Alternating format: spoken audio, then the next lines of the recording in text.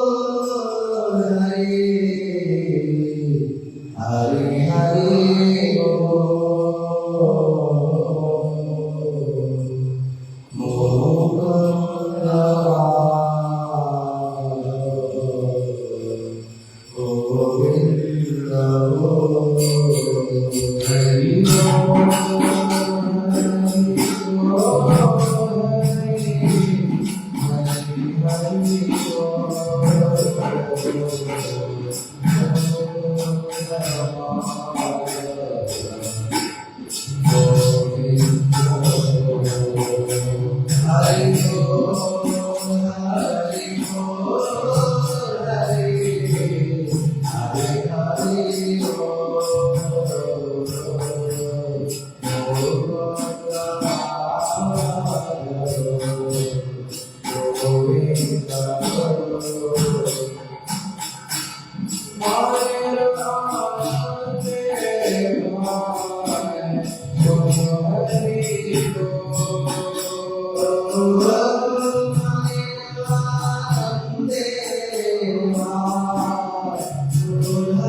Hari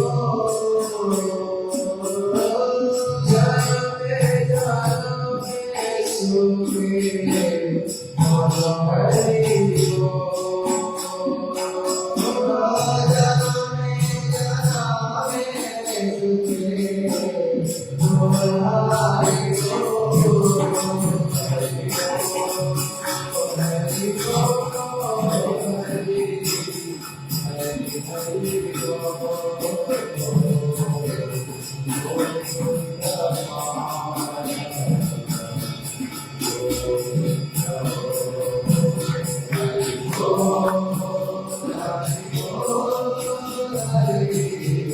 Hari Hari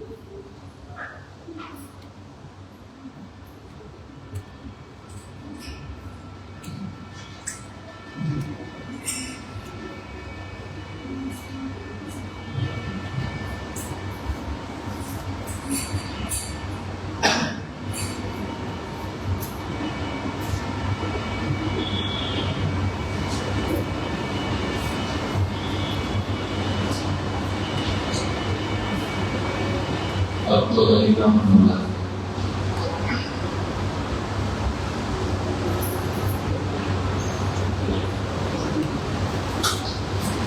अब तो हरे नाम दोहराएंगे, अब तो हरे नाम दोहराएंगे, अब तो हरे नाम दोहराएंगे, अब तो हरे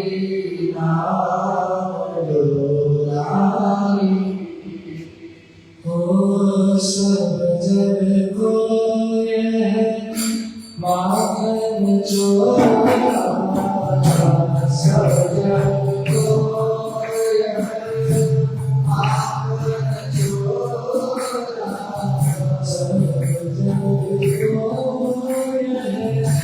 माखन चोरा,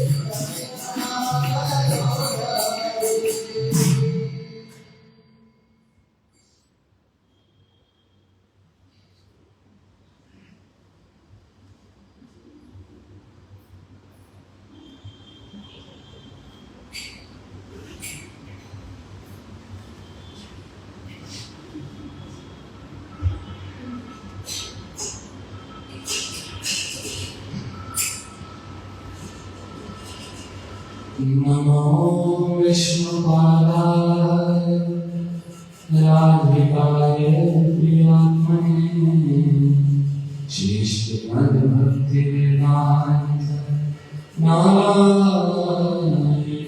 नामिने। हरे कृष्णा कृष्णा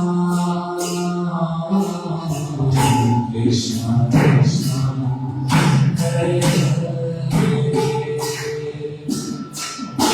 Hare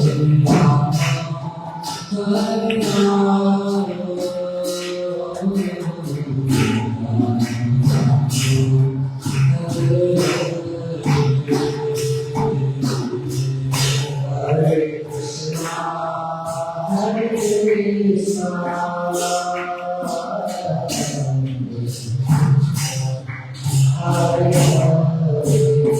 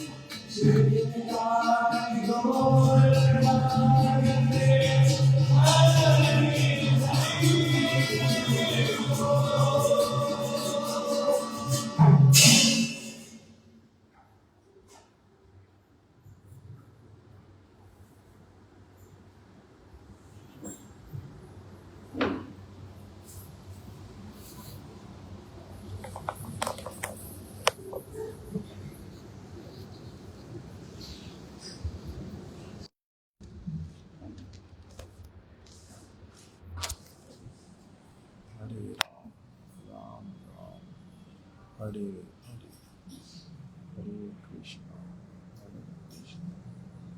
कृष्णा कृष्णा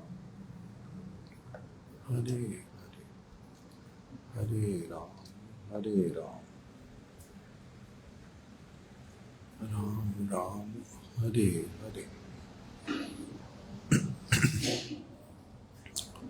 ॐ अज्ञानतिमिरान्धस्य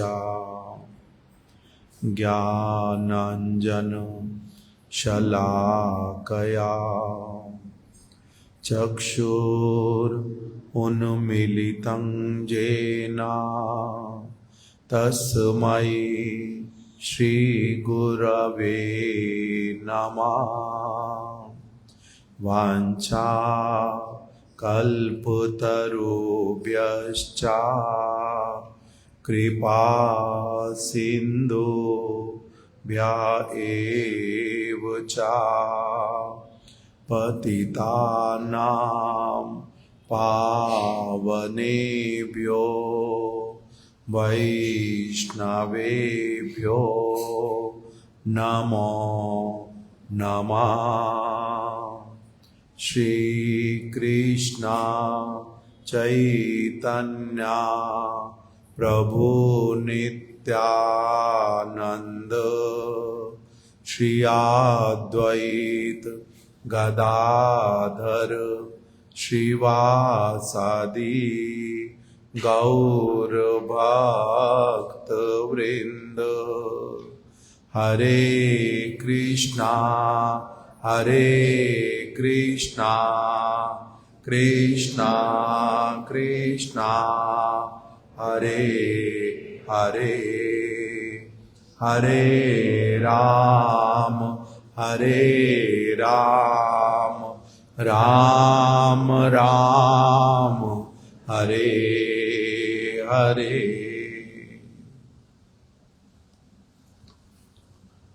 हम लोग श्रीमद् भागवतम के तृतीय स्कंद से जो विदुर जी का उद्धव जी का प्रसंग है उसी को श्रवण कर रहे हैं। हम लोगों ने अभी तक श्रवण किया कि किस प्रकार से विदुर जी उनका उद्धव जी के साथ में भेंट हो गया और यमुना के तट पर बड़े आनंद के साथ में दोनों ने एक दूसरे का आलिंगन किया। विदुर जी पिता की आयु वाले हैं, उद्धव जी बालक की आयु वाले हैं। इसीलिए विदुर जी ने उद्धव जी को दो प्रकार से उनका अभिनंदन किया। एक बालक की भांति उनको बड़े प्रेम से आलिंगन कर लिया। दूसरा, उन्होंने उद्धव जी को अत्यधिक सौभाग्यशाली, बहुत श्रेष्ठ भक्त जान करके जेई भजे सेई बड़ो, इस नीति के अनुसार उनको बहुत अधिक आदर किया, हृदय से प्रणाम इत्यादि किया और फिर उनसे कृष्ण के विषय में बहुत सी बातें पूछने लगे। उद्धव जी कृष्ण के विषय में अलग अलग प्रश्नों को सुन करके भाव में विभोर हो उठे। कृष्ण के चरण कमल, कृष्ण की लीलाएं उनके स्मृति पटल पर उदित हो गई। वो कुछ बोल नहीं पाए, नेत्रों से अश्रु प्रवाहित होने लगे। हृदय श्री कृष्ण के निकट में पहुंच गया। विदुर जी ने देखा उद्धव जी तो भगवद भावमय हो गए हैं, अर्थात शरीर उनका मेरे सामने बैठा है किंतु वो यहाँ पर नहीं है। सुध बुध खो बैठे हैं, कृष्ण के चरण कमलों में पहुंच गए। कुछ समय इसी प्रकार व्यतीत हो गया।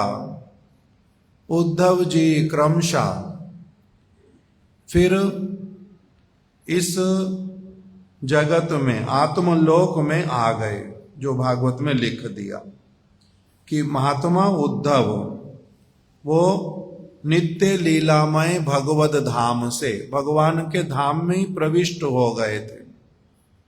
वहीं से फिर क्रमशः कुछ समय के पश्चात वो फिर आत्मलोक में आ गए, अर्थात उद्धव विदुर जी के सामने थोड़ा सा उन्होंने नेत्र खोले और बाह्य दशा में आ गए, वार्तालाप करने लगे। धीरे धीरे फिर से उनकी समाधि वाली अवस्था से अब वो एक साधारण जो दशा, बाह्य दशा, उसको प्राप्त कर गए।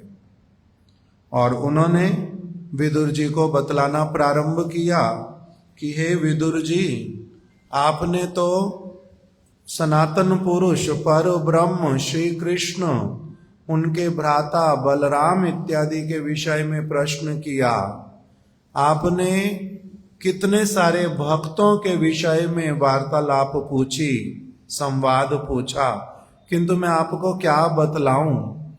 जिस दिन से कृष्ण रूपी सूर्य इस जगत से अदृश्य हुए, उसी दिन से हमारे घर तो मानो कैसे हो गए, वो ऐसे एकदम से शोक में, अंधकार में डूब गए, मानो कि उनको अजगर सांप ने निगल लिया हो। बंधु बांधवों के विषय में मैं आपको क्या बतलाऊं, सारे के सारे वस्तुएं हमारे यहाँ पर शोभाहीन हो गई हैं। आपके द्वारा पूछी गई जो कुशलता बंधु बांधवों की, कृष्ण के बंधु बांधवों की, उसका मैं अब और क्या वर्णन करूं। इस प्रकार से वार्तालाप होने लगा। कल हम लोगों ने और एक बात सुनी कि उद्धव जी ने क्या कहा, हाय मनुष्य, इस जगत में जो मनुष्य रहते हैं वो बड़े ही दुर्भागे हैं, और उसमें भी यादव लोग तो और भी अधिक भाग्यहीन हैं। किस लिए? कृष्ण स्वयं भगवान होकर के उनके निकट में रहते थे, किंतु उन्होंने उनका उस प्रकार से आदर नहीं किया, उनकी बातों को हृदय में लिया नहीं, उनको केवल अपने से थोड़ा सा श्रेष्ठ मान करके बस उसी तरह से ही रह गए उनके साथ में, विशेष उनका कुछ लाभ नहीं उठा पाए ये यादव लोग। उसमें भी फिर कोई कोई तो कैसा निकला, शिशुपाल के जैसा निकला। उसने तो आदर तो क्या करना था, उल्टा बहुत अधिक अनादर किया, अपशब्द बोले, गालियां निकाली उनको बहुत सारी, उनको उनके साथ वैर ठान लिया, व्यर्थ का वैर ठान लिया कृष्ण के साथ में। किंतु इस प्रकार की दशा होने पर भी कह रहे हैं श्री कृष्ण जो हैं इस जगत में कुछ समय तक रहे। उन्होंने बहुत सारे लोगों को सौभाग्यशाली बनाया, उनको अपने दर्शन दिए, किंतु अब जगत के नयन स्वरूप त्रिभुवन मोहन, जगत के नयन स्वरूप अर्थात भगवान जो हैं वास्तविक रूप में वो जगत के लोगों को वास्तविक नेत्र प्रदान करने वाले हैं, वास्तविक नेत्र प्रदान करते हैं, जिसमें ये वाले नेत्र अगर फिर उसके बंद भी हो जाते हैं उसको कोई असुविधा होती नहीं। जगत के नयन स्वरूप श्री कृष्ण, और त्रिभुवन मोहन श्री विग्रह। उनका श्री विग्रह कैसा है? त्रिभुवन को भी मोहित करने वाला। आप लोग आगे आ जाओ, देखो पीछे लोग जमीन पे बैठते हैं, आप लोग आगे आते नहीं, प्रत्येक दिन बोलना पड़ता।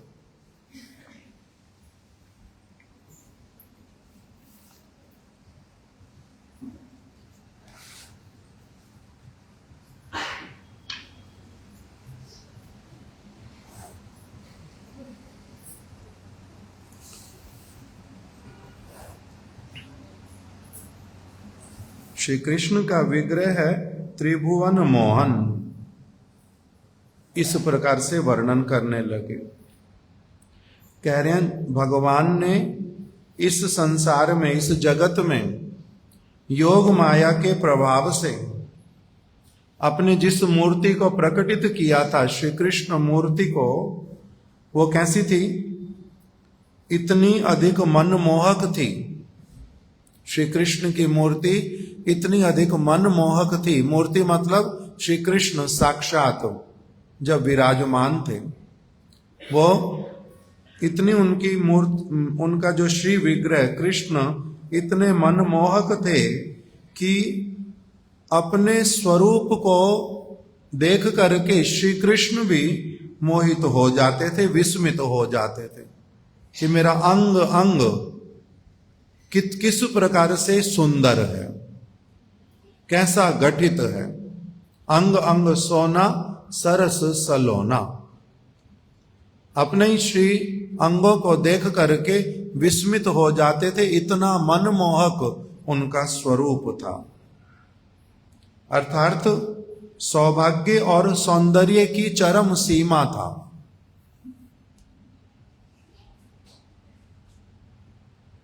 वह श्री मूर्ति समस्त लौकिक दृश्यों में भी परम अलौकिक तथा समस्त भूषणों की भी भूषण स्वरूप थी। इस प्रकार का उनका श्री विग्रह था।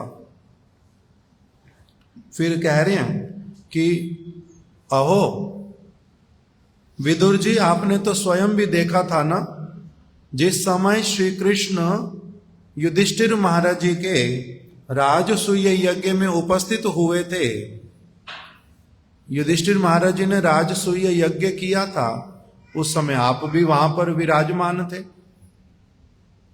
उस समय क्या हुआ था? श्री कृष्ण जब वहां पर थे, बच्चे जो बोलते हैं उनको बाहर जाना पड़ेगा।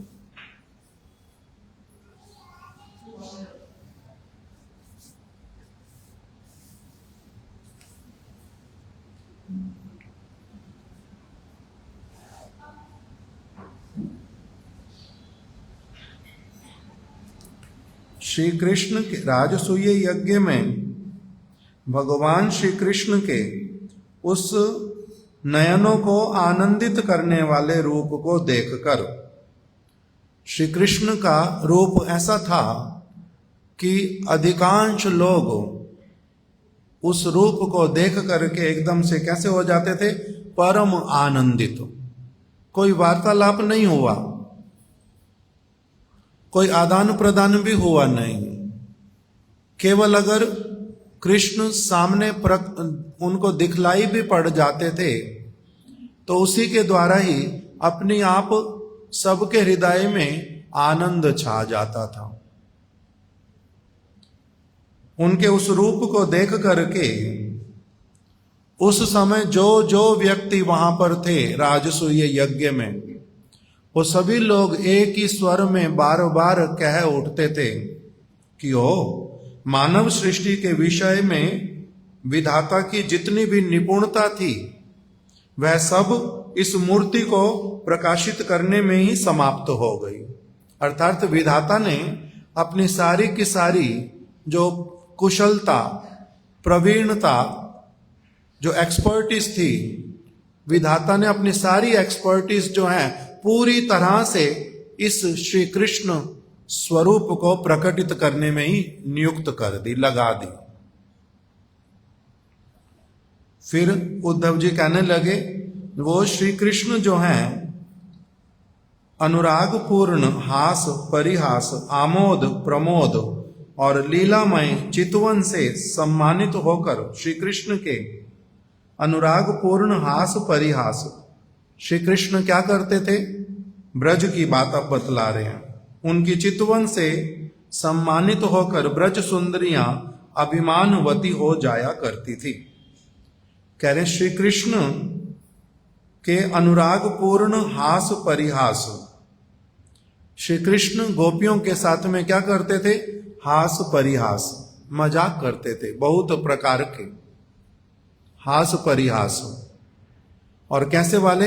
अनुराग युक्त, अर्थात एकदम से पूरी तरह से उनमें ही डूब करके, उनके प्रति इतना अधिक श्री कृष्ण के हृदय में आसक्ति थी, उनके साथ में ऐसी भावनाएं थी, जिससे उनके साथ में जब वो हास परिहास करते थे, हल्का फुल्का नहीं होता था, चलो जाते जाते इनसे भी वार्तालाप कर लिया, नहीं, उनमें डूब करके पूरी तरह से ऐसे वाले उनके साथ हास परिहास करते थे। आमोद प्रमोद, आनंद देना, आनंद प्राप्त करना, और लीलामय चितवन से, अपने नेत्रों के माध्यम से विशेष विशेष प्रकार के संकेत करते हुए ऐसी अद्भुत लीलाओं को करते थे। कभी कभी ब्रज सुंदरियां जो हैं उनसे रूठ जाती थी, मान कर लेती थी। दूसरा, श्री कृष्ण जहां कहीं भी जाते थे, उन ब्रज रमणियों के नेत्र उनकी ओर ही लगे रहते थे, उनकी ओर ही लगे रहते थे। उनके नेत्रों के साथ साथ उनका चित्त भी श्री कृष्ण में ऐसा आविष्ट हो जाता था कि वे अपने घर के कार्यों को अधूरा ही छोड़कर काठ की पुतलियों की भांति खड़ी की खड़ी रह जाती थी। कह रहे श्री कृष्ण जहां कहीं भी जाते थे, ब्रज रमणियां उनके नेत्र वहीं पर पहुंच जाते थे। किसी स्थान पर अगर उनके नेत्र नहीं पहुंच पाते, जा नहीं पाती थी, तो उसमें क्या करते थे कि पहले तो अपने घर से ही बाहर निकल करके पीछे पीछे पीछे पीछे चलती ही जाती हैं और अपने घर के कार्यों को अधूरा ही छोड़ देती हैं। और श्री कृष्ण को देखते देखते कैसी हो जाती थी? एकदम से काठ की पुतली जैसी, कठपुतली, काठ की मतलब लकड़ी की बनी हुई पुतली के समान एकदम से खड़ी हो जाती थी, अर्थात वो भी अपनी सुध बुध खो बैठती थी।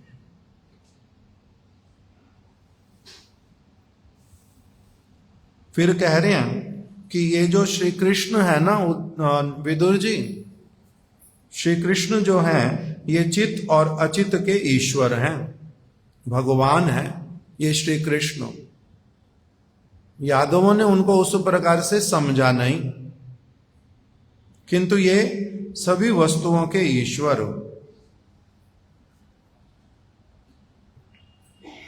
अपने शांत स्वरूप भक्तों को अपने ही आश्रित अशांत स्वभाव युक्त भगवद विमुख असुरों के द्वारा पीड़ित होता देखते हैं। जब पीड़ित होता देखते हैं तब वे अपने भक्तों के प्रति करुणा भाव से द्रवित हो जाते हैं। कह रहे हैं कि यही श्री कृष्ण जो है, इनका स्वभाव कैसा है? एक ऐसे तो चित और अचित अर्थात सब प्रकार की वस्तुओं के निर्माता यही श्री कृष्ण है। जब ये देखते हैं कि इनकी संतान दो प्रकार की, एक शांत स्वभाव वाली और दूसरी अशांत स्वभाव वाली, शांत स्वभाव वाले इनके भक्तों को, जो कि इनके आश्रित हैं, जो भगवान का भजन करते हैं, भक्त हैं, शांत चित्त हैं, किसी से कोई विद्वेष नहीं करते, किसी का अमंगल नहीं चाहते, जैसे युधिष्ठिर महाराज इत्यादि, जो भगवान कृष्ण के ऐसे वाले भक्त हैं, शांत चित्त। जब देखते हैं श्री कृष्ण कि ऐसे शांत चित्त भक्तों को अशांत चित्त वाले दुर्योधन इत्यादि, कर्ण, धृतराष्ट्र ये जब इनको पीड़ा पहुंचाते हैं। भगवद विमुख हैं जो लोग, अशांत स्वभाव वाले, जब श्री कृष्ण के शांत स्वरूप भक्तों को बाधा देते हैं, तब श्री कृष्ण जो हैं वो कैसे हो जाते हैं? उनको अपने भक्तों के प्रति अत्यधिक करुणा आती है मन में कि ये मेरे भक्त धर्म का पालन करने वाले, सब प्रकार से अच्छे कार्य करने वाले, और तब भी इनके प्रति ये अशांत चित्त वाले, लोभी और क्रोधी और दूसरों की वस्तुओं को हरण करने की कामना करने वाले, षड्यंत्र रचने वाले, ये दुर्योधन इत्यादि, ये क्या करते हैं? उनको कष्ट पहुंचाना चाहते हैं। तब श्री कृष्ण के हृदय में क्या होती है? अपने भक्तों के प्रति उनका हृदय करुणा भाव से द्रवित हो जाता है। और जिस प्रकार काष्ठ से अग्नि उत्पन्न होती है,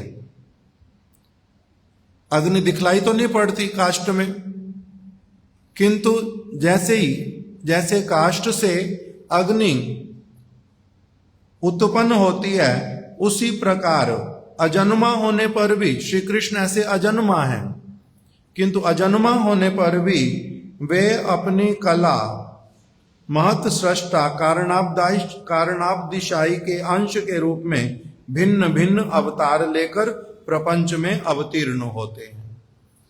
कभी प्रहलाद जी को जब हिरण्यकश्यपु जैसे असुर असुविधा देते हैं, कभी रावण जैसे व्यक्ति जब अलग अलग प्रकार की दुष्टता करते हैं, अलग अलग समय में भगवान इसीलिए क्या करते हैं? प्रकटित होते हैं। अपने भक्तों के प्रति करुणा हृदय में आती है और इन असुरों के प्रति मन में उनके भगवान के मन में दुख होता है। इन असुरों की क्रियाओं को देख करके उनको दंडित करने के उद्देश्य से फिर भगवान प्रकटित होते हैं। श्री उद्धव जी ने कहा, अजन्मा होने पर भी श्री वसुदेव के घर में जन्म लेने का श्री कृष्ण ने अभिनय किया। अब श्री कृष्ण की लीला को संक्षेप में उद्धव जी बतलाते जा रहे हैं कि सबसे पहले क्या हुआ। श्री कृष्ण वो वसुदेव जी के घर में उन्होंने जन्म लेने का अभिनय किया, फिर शत्रुओं से भयभीत होकर ब्रज में वास किया। क्या कहने लगे वसुदेव महाराज जी को कि मेरे को आप क्या कीजिए, मेरे को नंद और यशोदा के घर पर छोड़ आइए, मैं वहीं पर रह जाऊंगा। वहां पर चले गए। फिर अनंत पराक्रमशाली होने पर भी काल यवन आदि के भय से मथुरा को परित्याग कर दिया।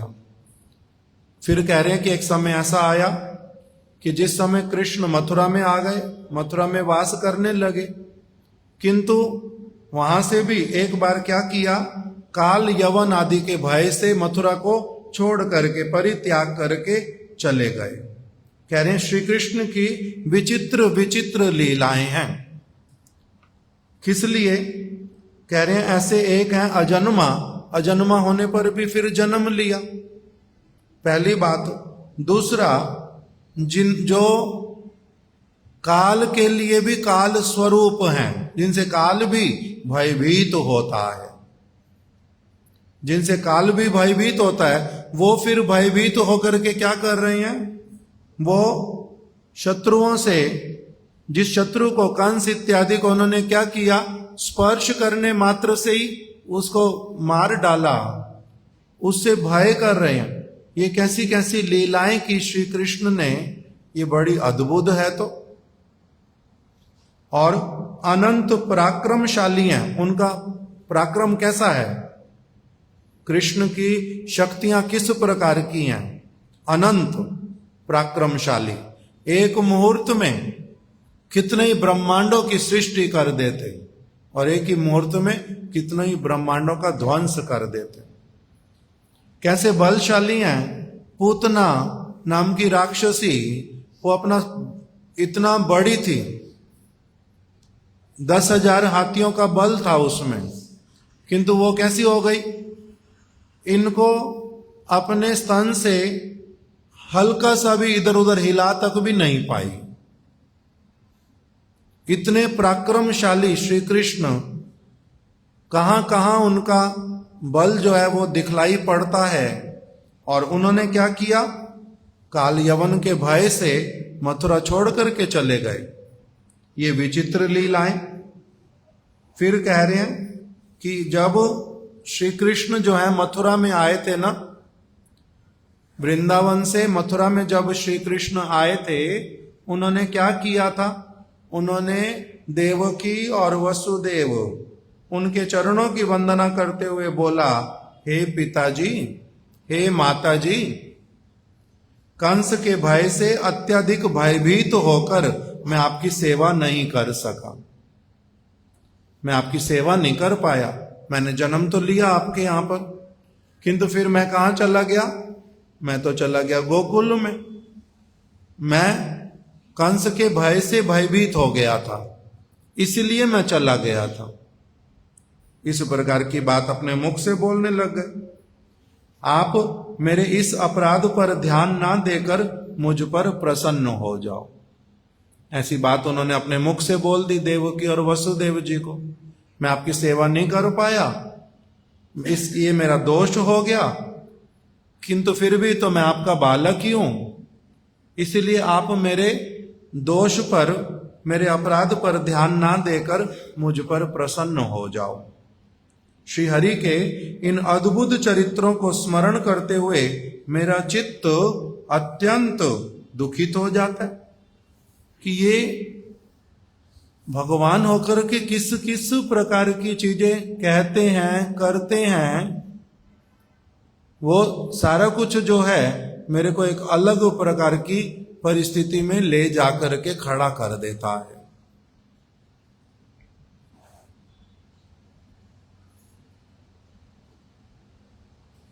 जिन्होंने अपनी काल रूप भू भंगी से पृथ्वी के भार का अपहरण कर लिया था, उन श्री कृष्ण के चरण कमलों की पराग रूप रेणु का आस्वादन करने वाला ऐसा कौन पुरुष है जो उन्हें भूल सके। कह रहे श्री कृष्ण को कौन भूल सकता है,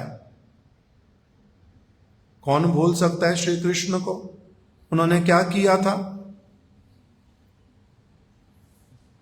कुरुक्षेत्र में महाभारत के युद्ध के समय,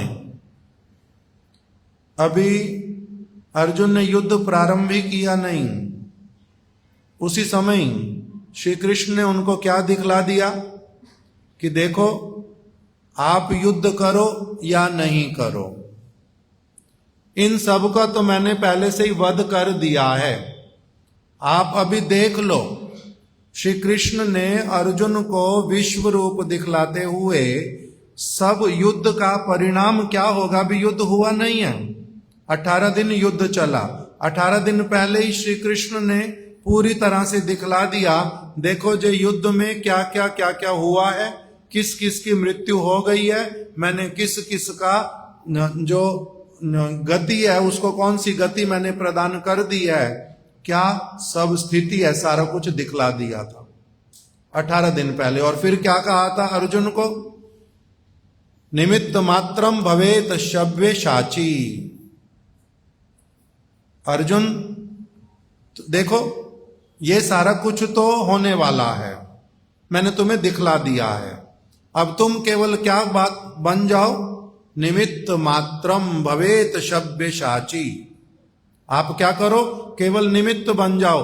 बाहरी रूप में ये श्रेय मैं आपको देना चाहता हूं कि आपके माध्यम से ही इन सब का वध हुआ है, आप केवल निमित्त बन जाओ, मैंने पहले से इनको क्या कर दिया है, वध कर दिया है।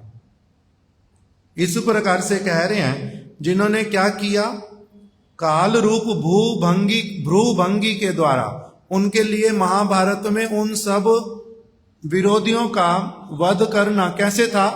केवल मात्र भ्रू भंगी करना। भ्रू भंगी क्या होता है? भौं को थोड़ा सा हिला देना, बस इधर से उधर देखना। इतना मात्र करने से ही जिन्होंने क्या कर दिया था? भूभार, भूमि के भार स्वरूप ये दुष्ट क्षत्रिय राजाओं का जिन्होंने वध कर दिया था। ऐसे श्री कृष्ण इनको क्या मेरे जैसा कोई व्यक्ति भूल सकता है? कभी भी नहीं भूल सकता।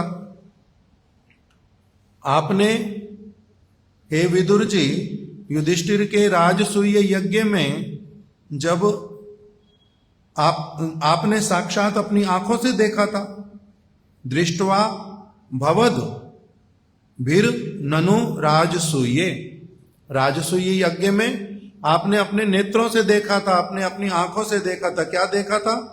कि श्री कृष्ण के विद्वेषी शिशुपाल ने क्या किया था? शिशुपाल ने आप कृष्ण की निंदा की थी। कृष्ण की निंदा करते करते उसको, उसकी माता जी को कृष्ण ने वचन दिया था कि ये अगर 100 से अधिक, जिस दिन 100 से अधिक अपशब्द गालियां एक साथ में मेरे को देगा, उसी दिन केवल मैं इसका वध करूंगा, नहीं तो इसको कुछ भी नहीं कहूंगा। तो राजसूय यज्ञ में शिशुपाल ने कृष्ण को 100 से भी अधिक जब गालियां निकाली तो श्री कृष्ण ने क्या किया? उनका वध कर दिया। अभी वध तो कर दिया, किंतु हुआ क्या? उनकी आत्मा, किसकी? शिशुपाल की आत्मा निकल करके सबके देखते देखते सबने देखा कि उसके शरीर से ज्योतिर्मय आत्मा निकल करके वो कहां पर जाकर के पहुंची? श्री कृष्ण के चरण कमलों में पहुंच करके वहीं पर विलीन हो गई। तो इसीलिए उद्धव जी कह रहे हैं कि आपने तो देखा था ना अपनी आंखों से, मैं भी था और भी बहुत सारे लोग थे, सबने देखा था कि किस प्रकार से विरोध करने वाले शिशुपाल को, अपशब्द बोलने वाले शिशुपाल को भी उन्होंने अपने चरण कमलों में स्थान दिया था। उसको इस प्रकार की शिशुपाल को सिद्धि दे दी थी जो कि अनेक योगियों को योग करते करते भी प्राप्त नहीं होती। अतः ऐसे श्री कृष्ण का विरह कौन सहन कर सकता है? मुझसे उनका विरह सहन नहीं होता। इस प्रकार से कहते कहते एकदम से बालकों की भांति रो पड़े उद्धव जी। फिर महाभारत युद्ध क्षेत्र में जिन अन्य अन्य योद्धाओं ने श्री कृष्ण के नयन अभिराम मुख कमल के मकरंद का अपने नेत्रों के द्वारा पान करते करते ही अर्जुन के बाणों के आघात से अपने प्राणों को त्याग दिया था, वे लोग भी पवित्र होकर भगवान के परम धाम विष्णु पद को प्राप्त हुए थे। कह रहे हैं जिसने क्या किया? महाभारत के युद्ध में जिसने प्राण त्यागे, वो उन्होंने क्या प्राण त्यागते हुए क्या हुआ? श्री कृष्ण स्वयं विराजमान है सामने, तो श्री कृष्ण को देखते देखते ही सबने अपने प्राण त्यागे। इसी का फल क्या हुआ? इसका फल बोल रहे हैं कि कृष्ण के मुखमंडल को, कैसे वाला मुखमंडल? नयन अभिराम। मृत्यु को प्राप्त हो रहा है व्यक्ति, बाण लगे पड़े हैं, किंतु तब भी क्योंकि कृष्ण सामने हैं, कृष्ण सबके नयनों को अत्यधिक आनंद प्रदान करने वाले, इसीलिए जो भी योद्धा शरीर त्याग रहे थे उनको बाणों से लगने वाला कष्ट हुआ ही नहीं। बाण लगे हैं, प्राण त्याग रहे हैं, किंतु जो पीड़ा होनी चाहिए वो उनको पीड़ा बिल्कुल भी नहीं हुई। क्यों? क्योंकि कृष्ण का मुख कमल देख रहे हैं, उसी से ही वो उनकी पीड़ा जो है सारी चली गई। और उसी प्रकार उन्होंने प्राण त्यागे, जिससे उनको क्या हुआ? वो लोग अत्यधिक पवित्र होकर विष्णु लोक को प्राप्त कर गए। कह रहे हैं स्वयं भगवान श्री कृष्ण ये कैसे हैं? सारी शक्तियों के, गुणों के अधिपति हैं। कह रहे हैं जिसके पास में भी जो भी गुण दिखलाई देता है वो सारे गुण कहां से आते हैं? छोटे से छोटा, बड़े से बड़ा, किसी भी प्रकार का गुण किसी में होता है तो वो गुण वास्तविक रूप में श्री कृष्ण से ही उनको प्राप्त होता है। श्री कृष्ण अत्यधिक गुणशाली हैं। वो तीनों लोकों के अधिपति हैं। चाहे कोई भी ब्रह्मांड हो, नीचे के लोक, बीच के लोक, ऊपर के लोक, फिर वैकुंठ इत्यादि सारे स्थान, उन सब के वास्तविक प्रभु, मालिक जो हैं वो कौन है? श्री कृष्ण है। और सारी शक्तियों के, जिसमें जो भी शक्ति दिखलाई पड़ती है, चाहे वो शारीरिक शक्ति हो, मानसिक शक्ति हो, बौद्धिक हो, धन इत्यादि की हो, रूप वाली हो, विद्या की शक्ति हो, किसी भी प्रकार की शक्तियां जिसमें जो भी प्रकटित होती हैं, कृष्ण सारी शक्तियों के अधिपति हैं। उनके समान ही कोई नहीं है, फिर उनसे श्रेष्ठ होने की तो बात ही क्या है।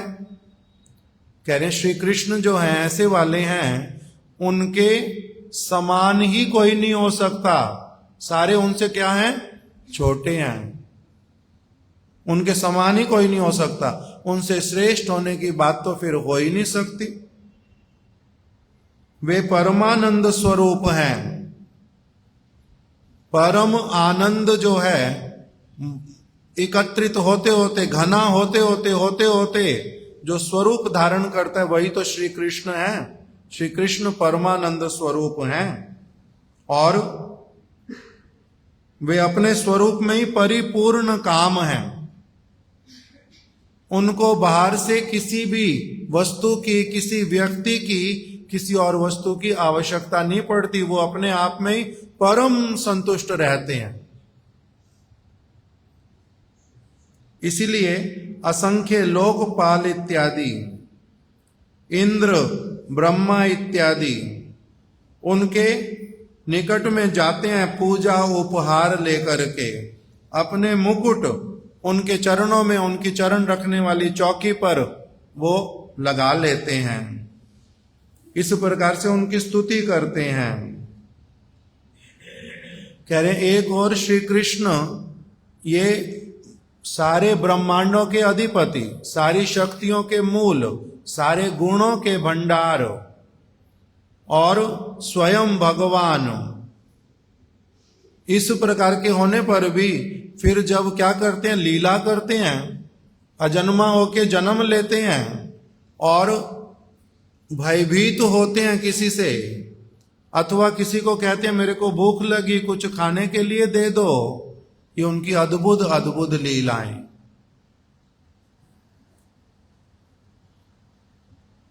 ब्रह्मा आदि देवता गण भी जिस राज सिंहासन की कामना करते हैं उस पर विराजित उग्रसेन के समक्ष खड़े होकर कृष्ण कभी कभी उग्रसेन महाराज जी के सामने खड़े हो जाते थे। उद्धव जी जो जो उनके मन में स्मरण आता जा रहा है कृष्ण के विषय में वो बोलते जा रहे हैं। कभी कभी कह रहे हैं उग्रसेन महाराज जी वो बैठते थे राज सिंहासन पर, कृष्ण ने उनको राजगद्दी पर बिठाया था और स्वयं कृष्ण उनके सामने खड़े होकर के क्या करते थे? निवेदन करते थे, हाथ जोड़ लेते थे, उनके सेवक बन जाते थे। उग्रसेन महाराज को कहते थे कि मैं आपका सेवक हूं, आप आदेश कीजिए, मैं क्या करूं? हाथ जोड़ के उनके सामने खड़े हो जाते थे। और कभी कभी उनको कहते थे कि आपको मैं एक कोई बात निवेदन कर रहा हूं, आप कृपया सुन करके उस पर विचार कीजिए, फिर आप जैसा आदेश देंगे हम लोग वैसा करेंगे। मेरी घड़ी यहां दे दो तो छोटी वाली। तो इस प्रकार कह रहे मैंने श्री कृष्ण को उस प्रकार से करते हुए भी देखा। फिर कह रहे हैं कि अहो बकी यम स्तन काल कूटम जिंघासया पाया यदप्य साधवी लेभे गतिम धात्र्योचिताम ततो अन्यम कम वा दयालुम शरणम व्रजेमा। ये बहुत विशेष वचन है उद्धव जी के, जिसको कि बहुत बार हमारे गुरु वर्ग सभी इस श्लोक का कीर्तन करते हैं। क्या कहते हैं? उद्धव जी कह रहे हैं, अहो कैसा आश्चर्य है। बकासुर की बहन दुष्ट पूतना ने श्री कृष्ण को मार डालने की इच्छा से अपने स्तनों में कालकूट विष लगाकर उन्हें पान कराया था। सारे जानते हैं ये वाली लीला। तो पूतना आई थी ब्रज में। श्री कृष्ण उस समय 6 दिन के बालक थे। कंस के द्वारा प्रेरित होकर के कृष्ण का वध करने के लिए आई थी पूतना। और कैसे वध करेगी? उसने अपने स्तन पर विष जो है वो पूरी तरह से उसका विष का लेप लगा लिया था। इस प्रकार से आई थी, किंतु वेश कैसा बनाया था? माता वाला वेश बनाया था, माता वाला। कृष्ण को लेकर के चली गई। कालकूट विष लगाया था। विष भी साधारण वाला नहीं। कालकूट मतलब जितना अधिक से अधिक भयंकर वाला विष हो सकता है, सबसे शक्ति वाला, उस प्रकार का कालकूट विष लेकर के आई थी वो। और परंतु श्री कृष्ण ने क्या किया? कह रहे हैं उसके कृष्ण के प्रति इतना अधिक दुर्भावना लेकर के आने वाली, उनको मार डालने की इच्छा करने वाली और भेष बदल करके आने वाली, कपट करने वाली पूतना, उसकी किसी भी दोष को ही देखा नहीं। उसके अनेक अनेक दोष और उसके किसी दोष को देखा ही नहीं। उसका गुण था ही नहीं, कोई गुण नहीं था। दोषों से भरी पड़ी थी पूरी की पूरी, पापमय मूर्ति थी। किंतु उसके किसी दोष को कृष्ण ने नहीं देखा। क्या देख लिया?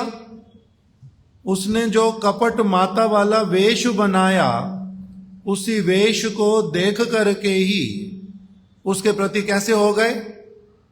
एकदम दयावान। क्यों? चाहे जो कुछ भी क्यों ना हो, इसके भीतर में कुछ भी क्यों ना हो, बाहर में ये कैसी आई? माता का वेश बना करके आई। इसलिए उसको क्या कर दिया? जब उसको गति दी तो उसको गोलोक वृंदावन में माता यशोदा के अपने घर के बिल्कुल निकट में उसको धात्री की गति प्रदान कर दी। अर्थात सब समय के लिए गोलोक वृंदावन में वास, और वो भी घर के बिल्कुल निकट में, और सम्माननीय धात्री माता जैसा उसको रूप दे दिया, स्थान दे दिया। उसे भी भगवान ने वह परम गति प्रदान की जो धात्री को मिलनी चाहिए। अतएव हे विदुर जी, भगवान श्री कृष्ण के अतिरिक्त और ऐसा कौन दयालु है? कह रहे इनके जैसा दयालु कौन होगा जिसने उनका कोई दोष तक देखा ही नहीं। इतना उदार चरित्र है, इस प्रकार का उनका हृदय है। ऐसे वाला जो चित्त वृत्ति, वो केवल उन्हीं का ही हो सकता है, और किसका होएगा ऐसे वाला? तो इसलिए कह रहे हैं कम वा दयालुम शरणम व्रजेमा। मैं किसकी शरण लूं? और उन्हीं की शरण लेता हूं। क्या कह रहे हैं? मैं भी अनेक प्रकार के दोषों से दुष्ट हूं, इसलिए उन्हीं की शरण लेता हूं कि वो क्या करेंगे? मेरे सब दोषों को नहीं देख करके मेरे गुण को देखेंगे। उन्हीं की शरण लेता हूं। इस प्रकार से कह रहे हैं। फिर कह रहे हैं अहो, मैं तो उन असुरों को भी धन्य मानता हूं, कंस इत्यादि को भी धन्य मानता हूं, जिनमें क्या है? वैर भाव है। किसके लिए? कृष्ण के प्रति। वैर किया तो भी किससे किया उन्होंने? कृष्ण से। वो भी धन्य हो गए वैर करके कृष्ण से। क्यों? क्योंकि उनको सदगति की प्राप्ति हो गई।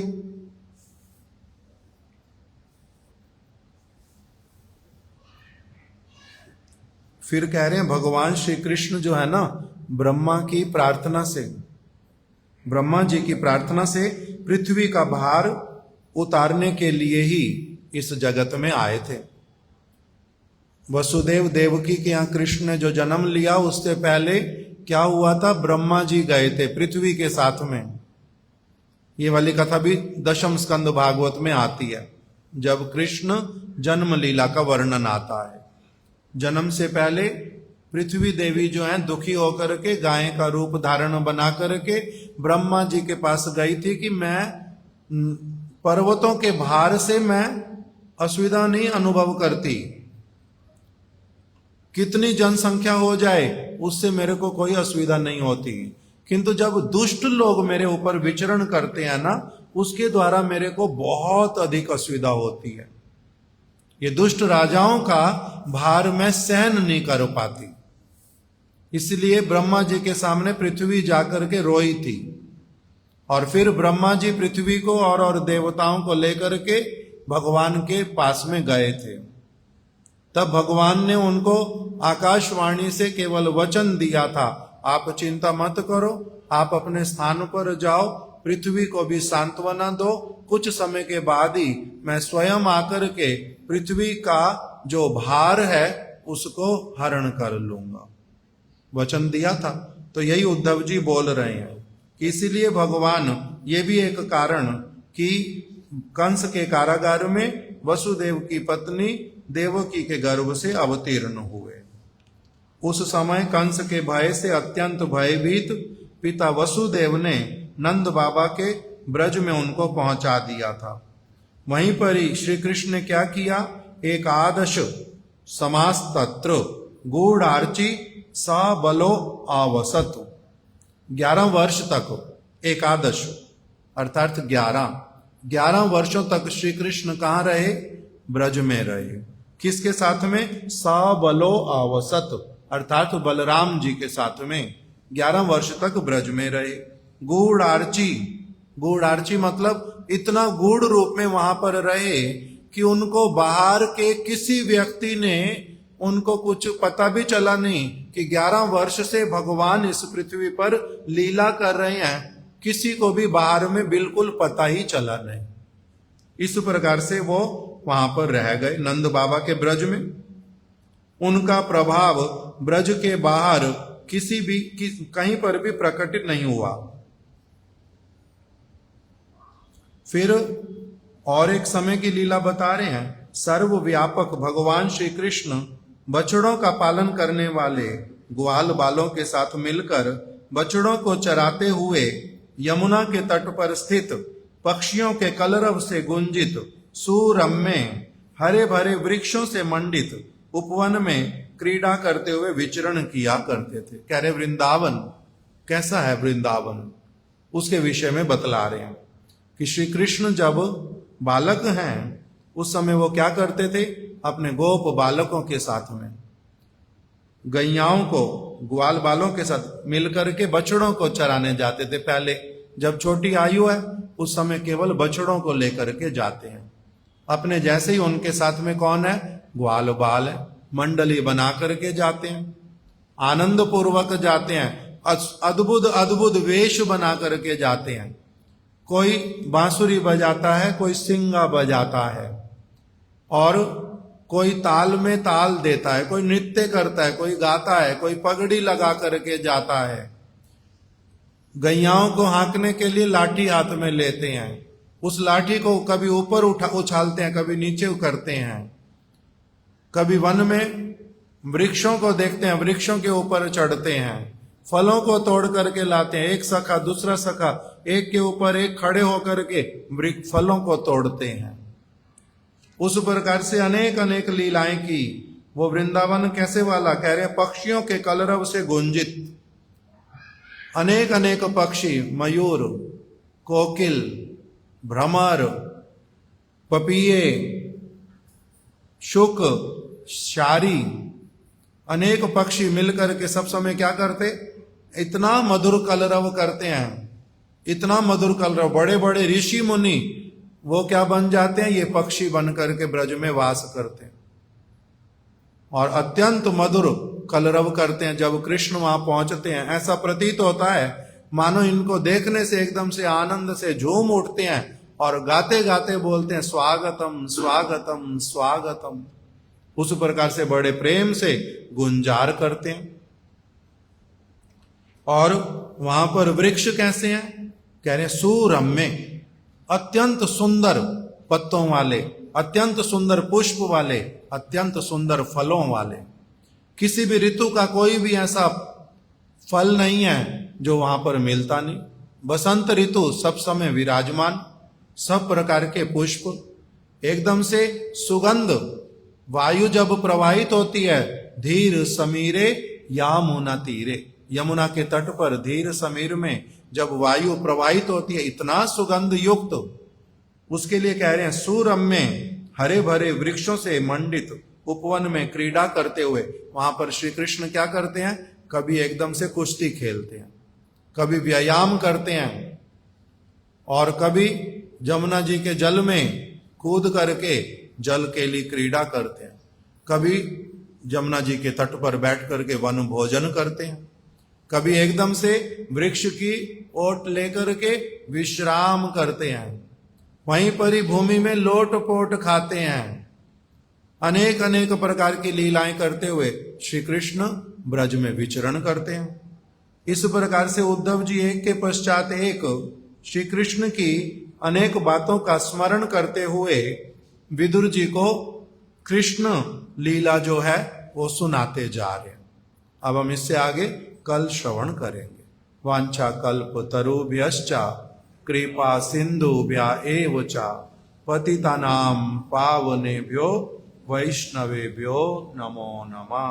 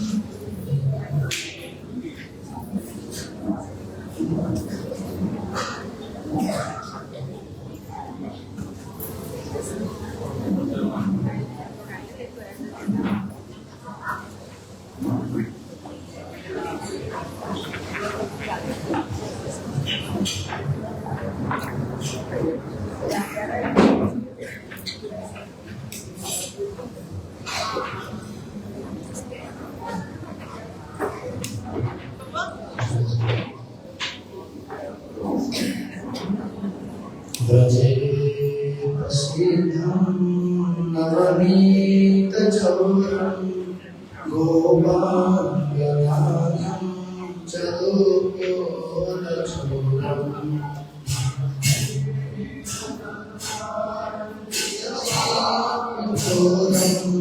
चौरार्यवन्द्यं पुरुषं नमामि श्रीराधिकाय हृदयशोरं नमामि दशायकान्तिचौरम् पादाश्रितानां च समस्तचौरं चौरार्यवन्द्यं पुरुषं नमामि अकिञ्चनित्रेय पदाश्रितं करोति भिक्षुं पतिगेरहीनं केनाप्यहो भीषणचौरैर्द्रे दृष्टाश्रुतो वा नखजलत्रयोति वैर्यनामापि हरत्यशेषं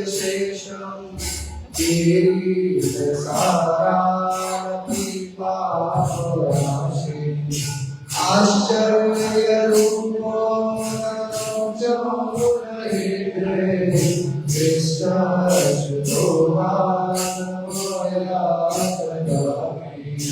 धनं च मानं च तदेन्द्रियाणि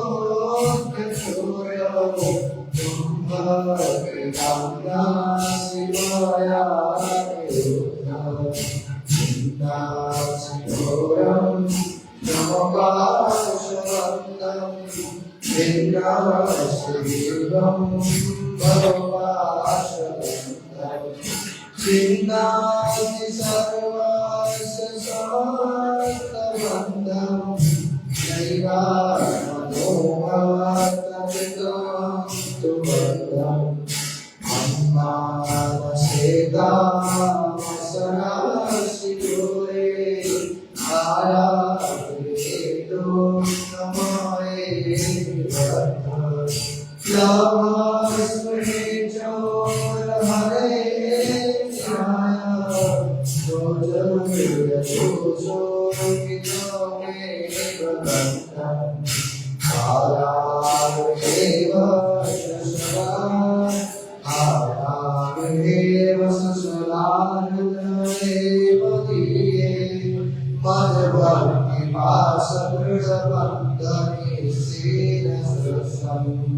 Tam Krishna he pradaya koti chahantarepi Sarvasya chora hridayani mokchayani Sarvasya chora hridayani mokchayani Krishna he Krishna he Krishna he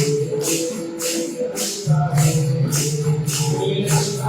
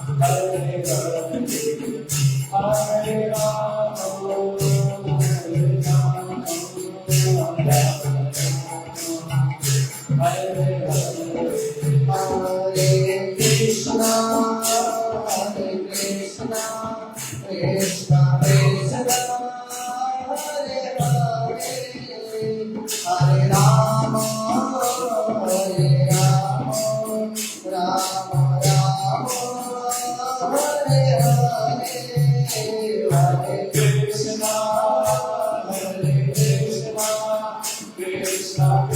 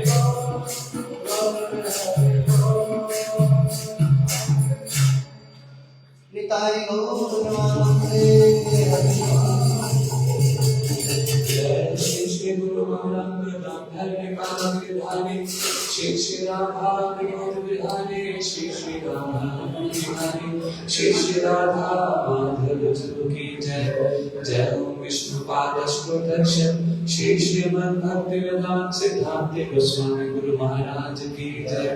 जय दरिया प्रविष्ट ओम विष्णु मार्ग दर्शन श्री श्रीमद् भक्ति वेदांत नारायण स्वामी महाराज की जय। समस्त गौड़िया गुरुवर्ग की जय। श्री कृष्ण चैतन्य प्रभु नित्यानंद श्री अद्वैत गदाधर शिवसति गौर भक्त वृंद की जय। श्री पुरुषोत्तम मास की जय। श्रीमद् भागवतम महापुराण की जय। श्री हरिनाम संकीर्तन की जय। अनंत कोटि वैष्णव वृंद की जय। श्री माधव प्रिय प्रभु जी की जय। श्री निताय गौर